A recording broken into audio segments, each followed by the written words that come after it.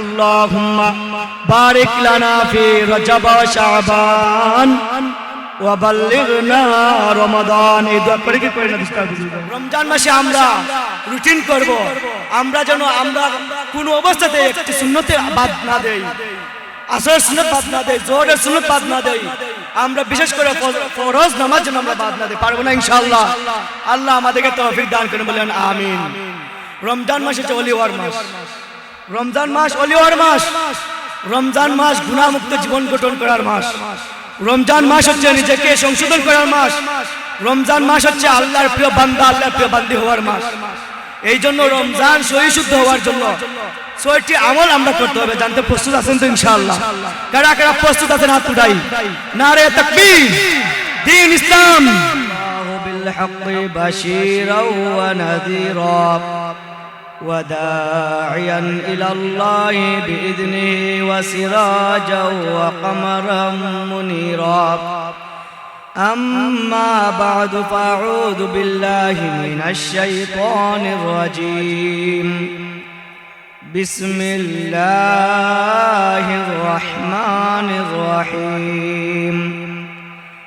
يوم لا ينفع مال ولا بنون إلا من أتى الله بقلب سليم.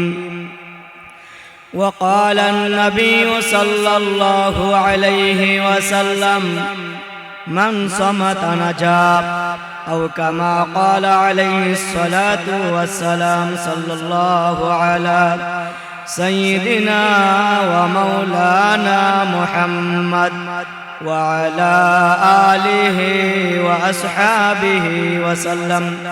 صلى الله على سيدنا ومولانا محمد وعلى آله وأصحابه وسلم.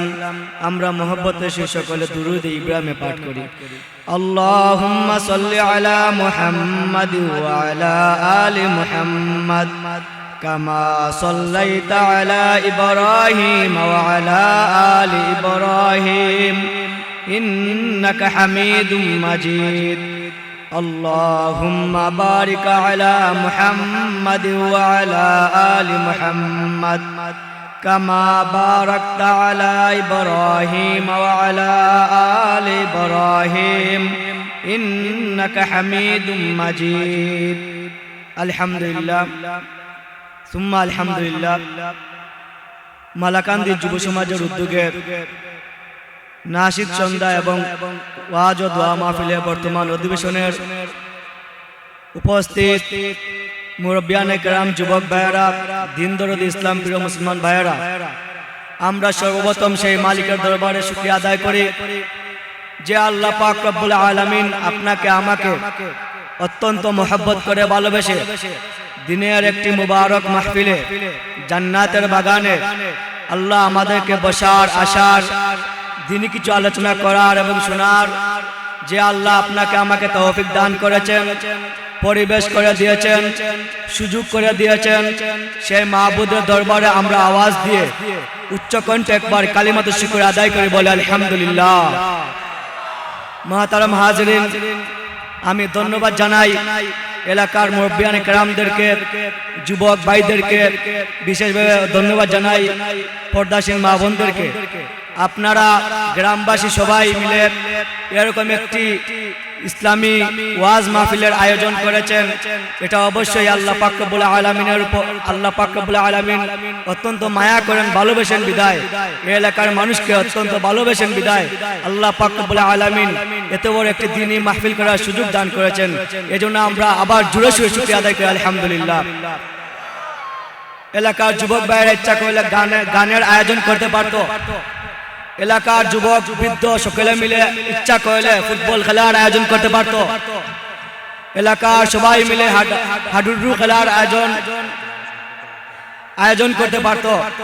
কিন্তু আল্লাহ পাক রব্বুল আলামিন এই এলাকার মানুষদেরকে, যুবকদের দিলের ভিতরে ঈমানের তামান্না আছে, ঈমানের তাকাজা আছে, এই জন্য এই এলাকার মধ্যে ওয়াজ মাহফিল করার সুযোগ হয়েছে, পরিবেশ হয়েছে। এই জন্য আমরা আবার শুকরিয়া আদায় করি আলহামদুলিল্লাহ। আমি অনুরোধ করব আপনাদেরকে, যারা দাঁড়িয়ে আছেন, রাস্তার মধ্যে দাঁড়িয়ে আছেন, আপনারা প্যান্ডেলের মধ্যে বসেন। এই প্যান্ডেল দুনিয়ার কোনো প্যান্ডেলের মতো নয়, এই মাহফিল দুনিয়ার কোনো মাহফিলের মতো নয়। হাদিসের ভাষায় এই মাহফিলকে জান্নাতের বাগান বলা হয়, বলেন সুবহানাল্লাহ। মুহতারাম হাজিরিন, এই ধরনের মাহফিলে যদি কোনো মানুষ এসে বসতে পারে, শুধু এই নয় এসে বসতে পারে যে হুজুরে আলোচনা শুনলো, এবং শুধু যদি এই নিতে বসে, আল্লাহ পাক বলে আলামিন বসার সাথে সাথে বান্দার সমস্ত সগীরা গুনাহ maaf করে দেবেন, বলেন সুবহানাল্লাহ। আর যদি কোনো মানুষ ইচ্ছা করে যে আমি শুরু থেকে শেষ পর্যন্ত থাকবো, দোয়া করব, আমাদের বাহার হুজুর, করিমপুর হুজুর উনি উপস্থিত হয়ে গেছেন, আমি লম্বা চড়া আলোচনা করব না, হুজুর স্টেজের মধ্যে চলে আসলে আমার আলোচনা শেষ হবে।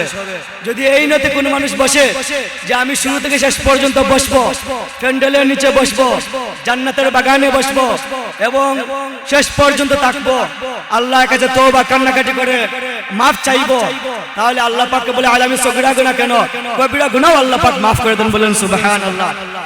এত বড় মেসেজ শোনার পরে আমরা কি রাস্তার মধ্যে বসে থাকবো? এত বড় মেসেজ শোনার পরে কি আমরা বাড়িতে বসে আড্ডা গল্প করব?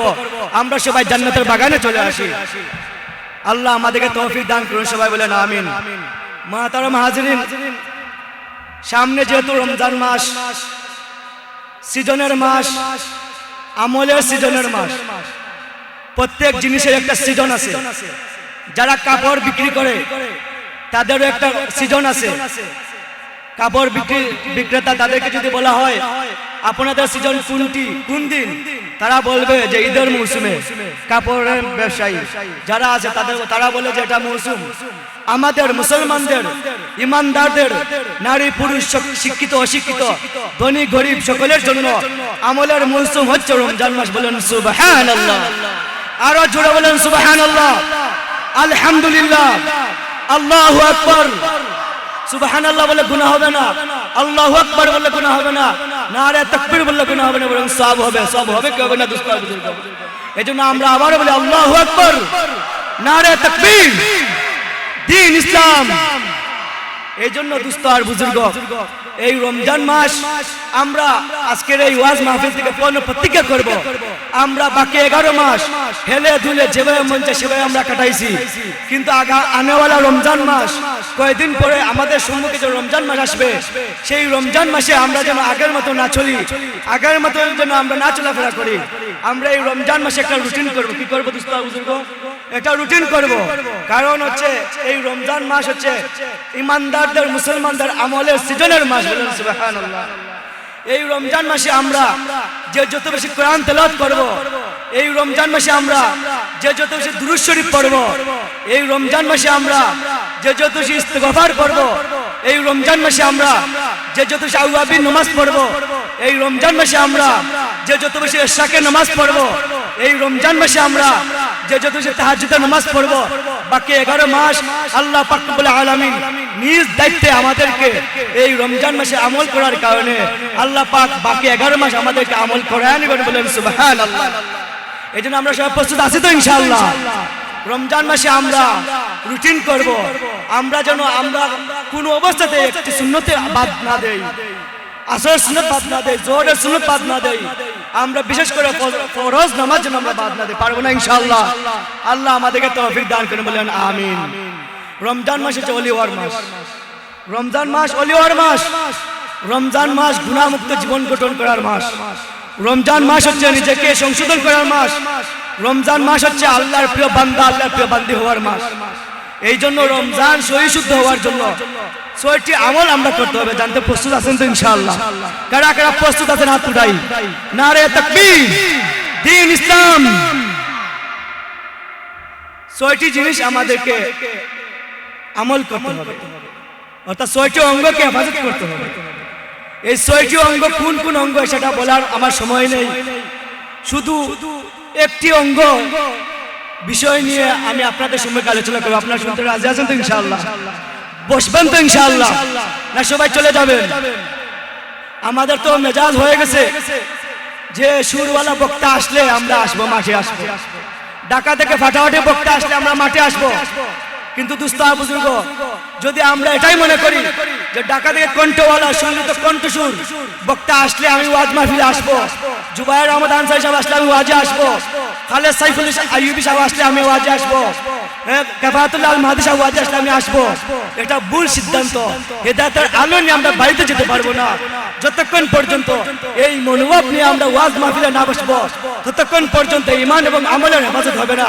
ঢাকার বক্তারা যে কুরআন এবং হাদিসে আলোচনা করবেন, সিলেটের বক্তারা, বিদেশের বক্তারা যে কুরআন হাদিসে আলোচনা করবেন, স্থানীয় বক্তারা এভাবে আলোচনা করবেন, এই মনোভাব নিয়ে যদি আপনি আমি বসি তাহলে ইনশাআল্লাহ হেদায়েতের আলো নিয়ে আমরা বাড়িতে যেতে পারবো। এই জন্য আপনারা বসবেন তো ইনশাআল্লাহ। আল্লাহ আমাদেরকে তৌফিক দান করুন, সবাই বলেন আমিন। রোজা সহি শুদ্ধ হওয়ার জন্য আমরা গুরুত্বপূর্ণ যে অঙ্গ সেটা হচ্ছে জবান। কি ভাই? সেটা হচ্ছে জবান। কারণ দুস্থ আর বুজুর্গ, এই জবান আমাদেরকে যেভাবে গুনাহ ধাবিত করে, অন্য কোন অঙ্গ দ্বারা আমরা অত গুনাহ করি না। কথা ঠিক না বেটি? কারণ জবান হচ্ছে আল্লাহ পাকের কুদরতি মেশিন। জবান আল্লাহ পাকের কুদরতি মেশিন। মানুষ যেভাবে মন চায় সেভাবে কথাবার্তা বলে, বলে কি বলে না দুস্থ আর বুজুর্গ? আমরা বিশেষ করে রমজান মাসে রোজা রাখার পরে আমরা যেন আমাদের জবান দিয়ে কোনো অশ্লীল বাক্য, কটু বাক্য, গালিগালাজ যেন আমরা না করি। কারণ দুস্থ আর বুজুর্গ, রোজা সহি শুদ্ধ হওয়ার জন্য, রোজার পরিপূর্ণ হক আদায় করতে হলে আপনাকে আমাকে জবানের হেফাজত করতে হবে। কি করতে হবে? জবানের হেফাজত করতে হবে। অনেক মানুষ আছে যে কথায় কথায় শুধু গালি দেয়, ভালো আছেন, গালি দিয়ে বলে ভালো আছে, এরকম হয় কিনা হয় না দুস্থ আর বুজুর্গ? হয়। এই জন্য কমপক্ষে রমজান মাসে আমরা যেন আমাদের জবানটাকে হেফাজত করি, করবো তো ইনশাআল্লাহ। আমাদের এই কুদরতি মিশন হচ্ছে ছোট, কিন্তু এর কথা এবং এর বাক্য অনেক বড়। বড় কি বড় না দুস্থ আর বুজুর্গ? এই জন্য জিরমু সাগীরুন ওয়া জুরমু কাবীরুন। আমাদের এই জবানের আকৃতি ছোট, কিন্তু এর অন্যায় অনেক বড়। বড় কি বড় না দুস্থ আর বুজুর্গ? অনেক বড়। এই জন্য মানুষের এই জবান দ্বারা যে যত গুনাহ হয়, অন্য কোন অঙ্গ দ্বারা এত পরিমাণ গুনাহ হয় না। এই জন্য আমরা কমপক্ষে রমজান মাসে আমাদের জবানটাকে হেফাজত করবো তো ইনশাআল্লাহ। আমরা চেষ্টা করব যে রমজান শরীফে রোজা রাখার পরে আমার এই জবান দিয়ে যেন কোনো গালিগালাজ না বাইর হয়, কটু বাক্য কথা যেন বাইর না হয়, অশ্লীল ভাষা যেন আমরা গালিগালাজ না করি। কারণ রোজা রাখার পরে যদি আমি অশ্লীল বাক্য গালিগালাজ করি, কটু বাক্য ব্যবহার করি, তাহলে আমার রোজাটা নষ্ট হবে, মানে পরিপূর্ণ সওয়াব আমি অর্জন করতে পারবো না। আল্লাহ তাআলা আমাদেরকে জবান হেফাজত করার তৌফিক দান করে, বলেন আমিন। ইমামে আজম আবু হানিফা রাহমাতুল্লাহি আলাইহি নাম আপনারা কারা শুনছেন? আমাদের মাযহাবের নাম কি? ইমামে আজম আবু হানিফা রাহমাতুল্লাহি আলাইহি। ওনার হাতের আংটির মধ্যে লেখা ছিল কুলিল খাইরা ওয়া ইল্লা ফাসমুত। কি লেখা ছিল? কুলিল খাইরা ওয়া ইল্লা ফাসমুত। ইমামে আজম আবু হানিফা রাহমাতুল্লাহি আলাইহি হাতের আংটির মধ্যে লেখা ছিল, একটি বাক্য লেখা ছিল। সেই বাক্যটি হলো কুলিল খাইরা ওয়া ইল্লা ফাসমুত। কি ছিল? কুলিল খাইরা ওয়া ইল্লা ফাসমুত। যে যদি কথা বলো তাহলে ভালো কথা বলো, নতুবা চুপ থাকো। ওয়া ইল্লা ফাসমুত, নতুবা চুপ থাকো। এই জন্য আমরা যদি কথা বলতেই হয় তাহলে ভালো কথা বলবো। এই জবান দিয়ে মানুষ যেভাবে নেক আমল করে, মানুষদেরকে ওয়াজ মাহফিলে দাওয়াত দেয়, মানুষদেরকে ইসলামের দিকে ডাকে, মানুষ এই জবান দিয়ে সুবহানাল্লাহ বলে, মানুষ এই জবান দিয়ে আল্লাহু আকবার বলে, মানুষ এই জবান দিয়ে আল্লাহর বরত্বের আওয়াজ তুলে, মানুষ এই জবান দিয়ে লা ইলাহা ইল্লাল্লাহ জিকির করে। জিকির করে কি করে না দুস্থ বুজুর্গ? ঠিক তদ্রুপভাবে এই অঙ্গ যেভাবে মানুষকে ভালো কাজ করায়, আবার এই অঙ্গ মানুষকে খারাপ কাজের দিকে ধাবিত করে কি করে না দুস্থ বুজুর্গ? এই জন্য ইমামে আজম আবু হানিফা রাহমাতুল্লাহি আলাইহি আংটির মধ্যে লেখা ছিল কুলিল খাইরা ওয়া ইল্লা ফাসমুত। যদি কথা বলতেই হয় তাহলে ভালো কথা বলবো, নতুবা চুপ থাকবো। রমজান শরীফে আমরা আমাদের জবানকে হেফাজত করব। এই জবান দিয়ে কারো দুশ্চর্চা করব না, জবান দিয়ে কারো দুশ্চর্চা করব না, কারো গীবত করব না, কারো চুগলখড়ি করব না। চুগলখড়ি কি দুস্থ বুঝব? চুগলখড়ি হলো যে একজনের কথা আরেকজনের গেছে গিয়া লাগায়, একজনের কথা আরেকজনের কাছে গিয়ে লাগায়, এটা হচ্ছে চুগলখড়ি। চুগলখড়ি বেহেশতে প্রবেশ করবে না। এই জন্য আমার এই জবান, আমি আমাকে ওয়াজ করতেছি, আমি আমাকে সংশোধন করে ওয়াজ করতেছি। এই রমজান মাসে আমি আমার জবানটাকে যেন হেফাজত করতে পারি, আল্লাহ যেন আমাকে তৌফিক দান করে। সবাই বলেন আমিন। এই জবান দিয়ে আমরা কি করব না? কারো গীবত করব না, আমরা রমজানের রোজা রাখার পরে কান দিয়ে কারো বিপদ শুনবো না, গান শুনবো না। অনেক জায়গা দেখা যায়, আফসোসের বিষয় হলো, আফসোস আমরা দেখেছি বিভিন্ন জায়গায় যে রমজান শরীফের রোজা রাখার পরে অনেক ঘর থেকে টেলিভিশনে আওয়াজ বাইর হয় বলে নাউজুবিল্লাহ, অনেক ঘর থেকে রেডিওর আওয়াজ বাইর হয় বলে নাউজুবিল্লাহ, অনেক ঘর থেকে রেডিওর মধ্যে গানের আওয়াজ বাইর হয় বলে নাউজুবিল্লাহ। কমপক্ষে রমজান মাসে আমরা যে যত বেশি আল্লাহ তাআলার দিকে মুতাওয়াজ্জা হব, যে যত বেশি আমল করব, বাকি 11 মাস আল্লাহ তাআলা আমাদেরকে এভাবেই চালাইবেন। কারণ রমজান মাস হচ্ছে ইমানদারদের, মুসলমানদের আমলের প্র্যাকটিক্যালের মাস। বলেন সুবহানাল্লাহ। এই জন্য দুস্তার বুজুর্গ, এই জবান আমাদেরকে নিয়ন্ত্রণে আনতে হবে। নবী আলাইহিস সালাম বলেন, কথা শুনতেছেন বন্ধুরা আমার, আসুন একটু জিকির করে, লা ইলাহা ইল্লাল্লাহ, লা ইলাহা ইল্লাল্লাহ, লা ইলাহা ইল্লাল্লাহ, লা ইলাহা ইল্লাল্লাহ। নবী আলাইহিস সালাম বলেন, উম্মতদেরকে জানিয়ে দিতেছেন যে তোমরা দুটি বস্তুর হেফাজত করো, দুটি জিনিসের হেফাজত করো, আমি জান্নাতের গ্যারান্টি দিতেছি। বলেন সুবহানাল্লাহ। আমরা দোকানে মাল কিনতে যাই, ফ্রিজ কিনতে যাই, মোবাইল কিনতে যাই, লাইট কিনতে যাই এবং জিজ্ঞাসা করি যে এই ফ্রিজে আমি কিনবো, ঠিক আছে, দাম দিয়ে গ্যারান্টি আছে? তখন মালিক বলে যে 10 বছরের গ্যারান্টি। আমাদের কত খুশি, অনেক খুশি হই না আমরা, অনেক খুশি হই। এবং নবী আলাইহিস সালাম বলতেছেন যে ও উম্মতেরা, তোমরা দুটি জিনিসের গ্যারান্টি দাও, দুটি জিনিস হেফাজত করো, আমি জান্নাতের গ্যারান্টি দিতেছি। কে বলতেছেন? নবী আলাইহিস সালাম বলতেছেন। এক নম্বর হলো যে এক নম্বর যে জিনিসটি হেফাজতের কথা আল্লাহ রাসূল বলতেছেন, আমাদের জবান হেফাজত করতে হবে। কি করতে হবে? আল্লাহ রাসূল বলতেছেন তোমরা জবান হেফাজত করো, আমি তোমাদেরকে জান্নাতের গ্যারান্টি দিতেছি। বলেন সুবহানাল্লাহ। তাহলে এতে বোঝা যায় জবানের দ্বারা মানুষ জাহান্নামে যাবে, আবার জবানের দ্বারা মানুষ জান্নাতে যেতে পারবে। আল্লাহ রাসূল সাল্লাল্লাহু আলাইহি ওয়াসাল্লামের কথা দ্বারা বোঝা যায়। নবী আলাইহিস সালাম বলতেছেন যে তোমরা জবান হেফাজত করো, আমি তোমাদেরকে জান্নাতে যাওয়ার গ্যারান্টি দিতেছি। বলেন সুবহানাল্লাহ। আরেকটি হলো তোমাদের দুই উরুর মধ্যে যে স্থান আছে, লজ্জাস্থান, তোমরা লজ্জাস্থানকে হেফাজত করো। তোমরা অনৈতিক ভাবে তোমাদের লজ্জাস্থানকে ব্যবহার করিও না। কে বলতেছেন? আল্লাহ রাসূল বলতেছেন। তাহলে দুটি জিনিসের হেফাজত আমরা করবো তো ইনশাআল্লাহ। এক নম্বর হচ্ছে জবানের হেফাজত। কি? এক নম্বর হচ্ছে জবানের হেফাজত। এখান থেকে কিছু নিয়ে যেতে হবে। আমাদের তো ওয়াজ মাহফিলে বসি, কিন্তু নিয়তকে খালিজ করতে হবে।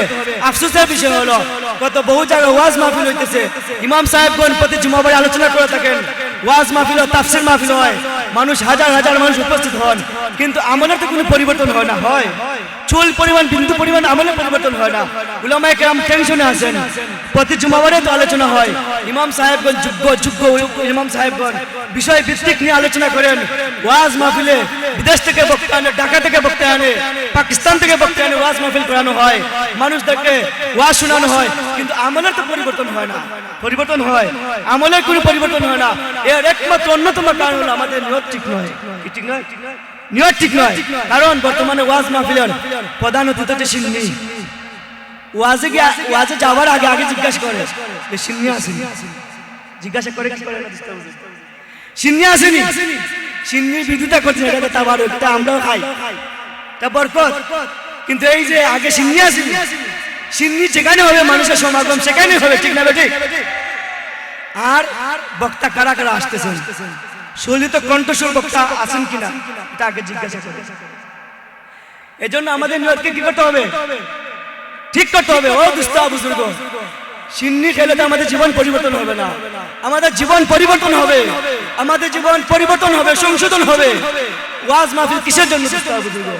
ওয়াজ মাহফিল হচ্ছে এই জন্য উলামায়ে কেরামগণ কুরআন এবং হাদিসের আলোকে আলোচনা করবেন, আমরা শুনবো, এই অনুযায়ী জীবন গঠন করব। এই জন্য তো ওয়াজ মাহফিল। ওয়াজ তো জানবো আমরা। যদি ইলম না থাকে তাহলে আমরা কিভাবে আমল করব? এই জন্য আমাদের নিয়তকে কি করতে হবে? ঠিক করতে হবে। সিন্নি থাকুক বা না থাকুক, ঢাকার বক্তা থাকুক বা না থাকুক, ওয়াজ মাহফিলের আলোচনা যেখানে হবে সেখানে গিয়ে আমি বসবো। যে উলামায়ে কেরাম হোক, স্থানীয় উলামায়ে কেরাম হোক, বিদেশের বক্তারা হোক, ঢাকার বক্তারা, আমি ওয়াজ মাহফিলে যাব এবং শুনবো এবং যা কিছু বলবেন এর উপর আমল করব, আমার জীবন উজালা করব। এভাবে নিয়তকে সহি করে আমরা যদি বসতে পারি তাহলে ইনশাআল্লাহ আমাদের ঈমান এবং আমলের হেফাজত হবে। নতুবা কোশ্চিন কালেও হেদায়েতের আলো নিয়ে আমরা বাড়িতে যেতে পারবো না। এজন্য ওয়াজ মাহফিলে যেতে হলে এক নম্বর আমাদেরকে যে জিনিসটি করতে হবে সেই জিনিসটা হলো ইখলাসিয়ত। আগে নিজের দিলকে ঠিক করতে হবে। মানুষ বলে না যে মানুষের দিল ঠিক নয়, বলে কি বলে না বিস্তার বুঝতে। এজন্য আমাদের নিয়তকে ঠিক করতে হবে। কাল হাসরের ময়দানে 3 ব্যক্তিকে ডাকা হবে। কয় ব্যক্তিকে? 3 ব্যক্তিকে ডাকা হবে। 1 নম্বর ব্যক্তিকে ডাকা হবে শহীদকে। শহীদকে বলা হবে যে তুমি কিসের জন্য শহীদ হয়েছো? শহীদ বলবে যে আল্লাহ, আমি ইসলামের জন্য নাস্তিক বিরোধী আন্দোলন করে আমি শহীদ হয়েছি, তোমার রাস্তায় শহীদ হয়েছি, জালিমদের মোকাবেলা করে আমি শহীদ হয়েছি, আমি তোমার রাহে আমার জীবনকে কুরবান দিয়েছি। আল্লাহ বলবেন মিথ্যা কথা তুমি বলতেছো, তুমি তো শহীদ হয়েছিলে এই জন্য যেন লোকে তোমাকে বাহাদুর বলে, বীর পুরুষ বলে, এই জন্য তুমি শহীদ হয়েছিলে। যাও, তোমার এই নিয়তটা পূর্ণ হয়েছে। তুমি তো আমার জন্য, আমার সন্তুষ্টির জন্য তুমি শহীদ হও নাই, তুমি তো এই জন্য শহীদ হয়েছো। লোকের জন্য তোমাকে শহীদ বলে, বাহাদুর বলে, বীর পুরুষ বলে। যাও, তোমার এই উদ্দেশ্য পূরণ হয়ে গেছে। ফেরেশতাদেরকে নির্দেশ দিবেন, যাও তোমরা তাকে ওই ব্যক্তিকে জাহান্নামে নিক্ষেপ করো। ফেরেশতারা টেনে টেনে জাহান্নামে নিক্ষেপ করে, বলেন নাউজুবিল্লাহ। তাহলে চিন্তা করুন দোস্ত বুঝবো, শহীদ হওয়া কি কম বড় কথা? কত বড় কথা এবং কত বড় কাজ। আল্লাহর রাস্তায় শহীদ হয়েছে। কি হয়েছে? আল্লাহর রাস্তায় শহীদ হয়েছে। কিন্তু এর প্রতিদান কেন আল্লাহর কাছে মিলল না? যে নিয়ত সহি ছিল না। নিয়ত কি ছিল না? সহি ছিল না।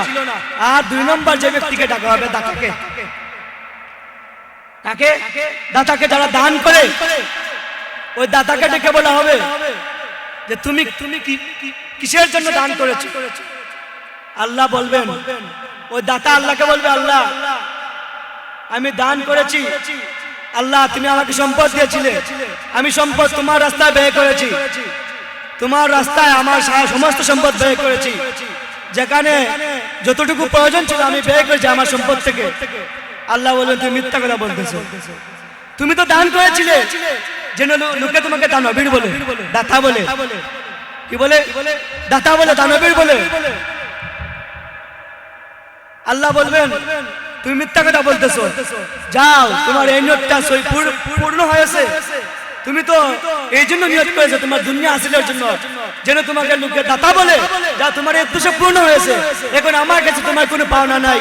ফেরেশতা থেকে হুকুম করবেন, ওই ফেরেশতারা তাকে টেনে টেনে জাহান্নামে নিক্ষেপ করে, বলে নাউজুবিল্লাহ। কিসের জন্য হলো? নিয়তটা সহি ছিল না বিধায়। আরেকজন বক্তাকে ডাকা হবে। কাকে? বক্তাকে ডাকা হবে। বক্তাকে জিজ্ঞাসা করা হবে, ও ওয়াইজ, ও বক্তা সাহেব, তুমি কিসের জন্য ওয়াজ করেছিলে? বক্তা বলবে, আল্লাহ আমি দ্বীন শিখেছি, ইসলাম শিখেছি, আমি মানুষদেরকে কোরআন এবং হাদিসের আলোকে মানুষদেরকে তোমার রাস্তায় ডেকেছি। এভাবে বলতে থাকবে। তখন ওই বক্তাকে আল্লাহ বলবেন তুমি মিথ্যা কথা বলতেছো, লোকে তো তোমাকে এই জন্য, তুমি তো এই জন্য ওয়াজ করেছো যেন লোকে তোমার প্রশংসা করে, মানুষ বাবা দে, খুব ফাটাফাটি ওয়াজ হয়েছে, খুব শরীর কিন্তু তুমি ওয়াজ করেছো, এবং তুমি তো দুনিয়া কামাই করার জন্য ওয়াজ করেছো। এরকম বক্তা আছে না নাই? ওয়াজ বক্তা নির্ধারণ করবেন কাকে আনবেন, আগেই বলে 30,000 দিতে হবে, 50,000 দিতে হবে। এরকম আছে না নাই বক্তা? আমাদের উলামায়ে কেরামগণ বলেন, এই সমস্ত বক্তাদেরকে উদ্দেশ্য করে বলেন, তোমাকে কে বলছে দ্বীনের দাওয়াত দেওয়ার জন্য? তোমাকে যে দ্বীনের দাওয়াত, তোমার যদি টাকার এতই প্রয়োজন, তুমি বাদ দাও, এরকম ওয়াজে আমাদের দরকার নেই। 1 লক্ষ টাকা নেওয়া জায়েজ আছে, কিন্তু আমি কেন আগে বাজেট করব? এই জন্য বক্তাকে বলা হবে, আল্লাহ বলবেন তুমি তো মানুষজন তোমাকে তোমার প্রশংসা করে, তুমি এই জন্য ওয়াজ করেছো, যা তোমার উদ্দেশ্য পূর্ণ হয়েছে। আল্লাহ তাআলা ফেরেশতাদেরকে হুকুম করবেন, ফেরেশতারা তাকে টেনে টেনে জাহান্নামে নিয়ে যায়, বলে নাউজুবিল্লাহ। তাহলে চিন্তা করুন দোস্ত আর বুজুর্গ, এত বড় বড় আমল, কেন এর প্রতিদান আল্লাহর কাছে নাই? নিয়ত সহি ছিল না বিধায়, নিয়ত সহি ছিল না বিধায়। এই জন্য আমরা যে কোনো কাজ করতে হলে আগে আমাদের নিয়তকে কি করতে হবে? সহি শুদ্ধ করতে হবে। কি করতে হবে? সহি শুদ্ধ করতে হবে। একমাত্র আল্লাহ পাককে সন্তুষ্ট করার জন্য আমি আমল করব, একমাত্র আল্লাহ পাককে সন্তুষ্ট করার জন্য আমি রোজা রাখব, আল্লাহ পাককে সন্তুষ্ট করার জন্য আমি যাকাত দেব, আল্লাহ পাককে সন্তুষ্ট করার জন্য আমি হজ করব, আল্লাহ পাককে সন্তুষ্ট করার জন্য আমি যত আমল আছে, শরীয়তে যত আমল আছে, আমরা এই আমলগুলো করব। পারবো পারবো না ইনশাআল্লাহ। আল্লাহ পাক রব্বুল আলামিন আমাদেরকে ইখলাসিয়ত খুলুসিয়ত ঠিক করে আমরা যেন আমল করতে পারি, আল্লাহ আমাদের সকলকে তৌফিক দান করেন বলে সবাই বলেন আমিন। এই জন্য দোস্ত আর বুজুর্গ, রমজান মাস হলো আমাদের আমলের প্র্যাকটিক্যালের মাস। আমরা যেন রমজান মাসকে হাতছাড়া না করি। আমরা একটা দোয়া করি রজব মাস থেকে, আল্লাহুম্মা বারিক লানা ফি রজব ওয়া শাবান ওয়া বাল্লিগনা রমাদান। এই দোয়া করে কি করে না দোস্ত আর বুজুর্গ? আপনাদের কষ্ট হচ্ছে, আপনাদের কষ্ট হচ্ছে। কোরআন এবং হাদিসের আলোচনা শুনতে গিয়ে যদি আমাদের জীবন যায়, জীবন যাবে। যদি আমাদের জীবন দিতে জীবন দেব। এরপরেই ইসলাম থেকে, শরীয়ত থেকে আমরা চুল পরিমাণ সরব না ইনশাআল্লাহ। ইনশাআল্লাহ আমাদের জীবন দিতে জীবন দেব আল্লাহর রাস্তায়, কিন্তু আকাবিরদের নজর থেকে আমরা চুল পরিমাণ সরব না ইনশাআল্লাহ।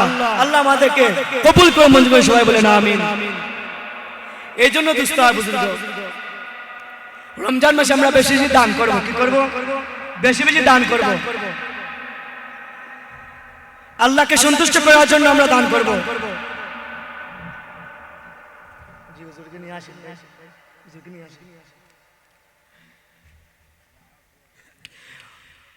সমস্ত নবীগণের পরে যার মর্যাদা সবচেয়ে বেশি ছিল সিদ্দিক আকবর, আবু বকর সিদ্দিক রাদিয়াল্লাহু তাআলা আনহু। কার ছিল? আবু বকর সিদ্দিক রাদিয়াল্লাহু তাআলা আনহু। উনি একবার হাত দিয়ে ওনার মুখকে, জবানকে এভাবে মুড়াইতেছেন। কি করতেছেন? এভাবে মুড়াইতেছেন। লোকেরা জিজ্ঞাসা করলো, আশ্চর্য হয়ে গেল যে সিদ্দিক আকবর রাদিয়াল্লাহু তাআলা আনহু কেন এরকম করতেছেন? লোকেরা জিজ্ঞাসা করলো, আপনি কেন এরকম করতেছেন? আবু বকর সিদ্দিক রাদিয়াল্লাহু তাআলা বলতেছেন, ইন্না হাযাল মাওয়ারিদা, যে এই জবান আমাকে ধ্বংসের দিকে নিমজ্জিত করতেছে। এই জন্য আমি আমার জবানকে নিয়ন্ত্রণে আনতেছি। এই জন্য আমি এভাবে করতেছি। তাহলে আরেক রিওয়ায়াতে আছে যে আবু বকর সিদ্দিক রাদিয়াল্লাহু তাআলা আনহু উনি ওনার জবানকে নিয়ন্ত্রণ আনার জন্য ওনার জবানের মধ্যে পাথর বাঁধতেন। কি বাঁধতেন দোস্ত বুজুর্গ? পাথর বাঁধতেন জবানকে নিয়ন্ত্রণে আনার জন্য। এই জন্য এই জবান হচ্ছে কুদরতি মেশিন। এই জবানকে আমরা হেফাজত করার জন্য আমরা চেষ্টা করব, যাতে করে আমাদের জবান দিয়ে যেন কোনো কটু বাক্য বাইর না হয়। আমরা চেষ্টা করব আমাদের জবান দিয়ে যেন আমরা অন্যায়ভাবে কাউকে গালিগালাজ না করি।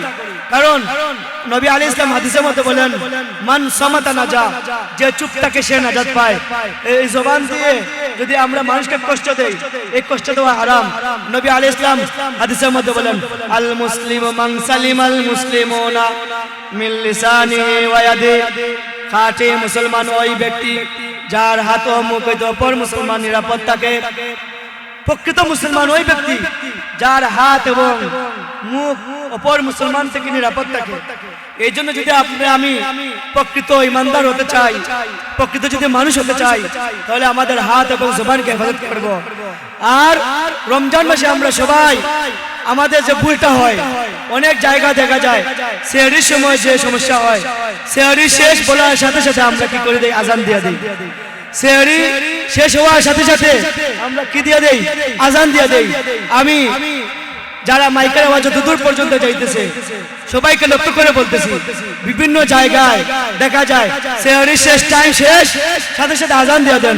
আপনারা বিশেষ করে আজান ফজর সেহরির পরে যে আজানটা দিবেন, এই আজানটা যেন ক্যালেন্ডার থেকে, সময়সূচি থেকে যেন আপনারা আজান দেন। আল্লাহ তাআলা আমাদের এলাকার গৌরব, আপনাদের এলাকার কৃত সন্তান, যিনি সারা বাংলাদেশে দাওয়াতি মিশন নিয়ে মানুষদেরকে ইসলামের দাওয়াত দেন।